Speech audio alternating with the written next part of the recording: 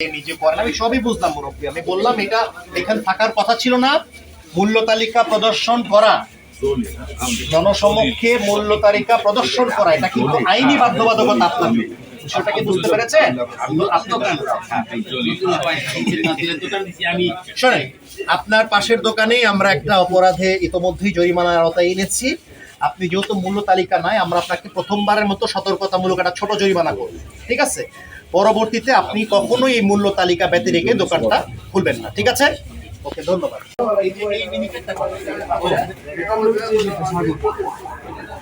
এটা কত? 1990?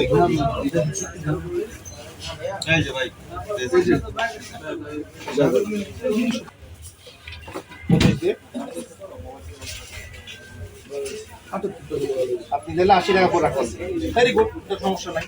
ওকে, তাহলে তো আপনি খুব বেশি প্রফিট রাখছেন, ঠিক আছে? আচ্ছা, আমি ডালেরটা চাইছিলাম, এই যে চিনি আর ডাল, চিনি আর ডাল, চিনি 100 টাকা কেজি আর ডাল। চিনি তো হয়েছিল কি স্যার, আমি এটা স্লিপ আছে, এটা আছে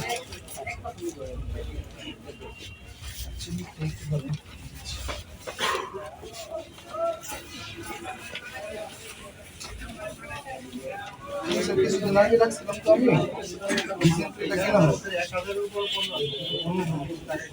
স্যার আমাদের হচ্ছে কি বড় ছিল, ঠিক আছে, আপনি অসুবিধা নেই, আপনি দেখি আপনি কত তারিখের এটা? 6/1, এটা অনেক আগে। এখানে আসছে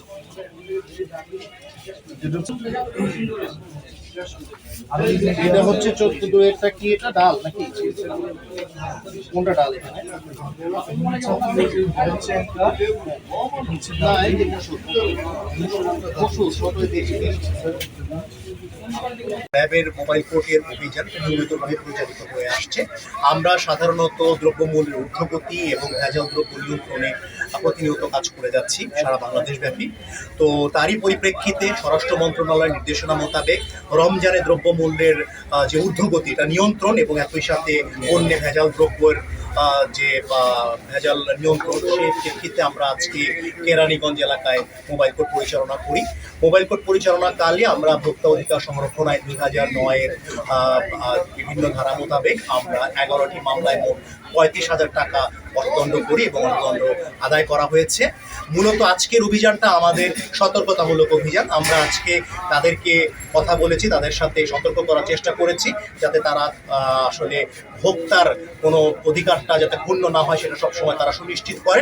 পরবর্তীতেও যদি তারা এই ধরনের অপরাধের পুনরাবৃত্তি ঘটান তাহলে আমরা আরও কঠোর পদক্ষেপে যাওয়ার পরিকল্পনা করেছি। ধন্যবাদ। আজকে কতগুলো দোকানে শাস্তির আওতায় 11টি মামলায় মোট 35,000 টাকা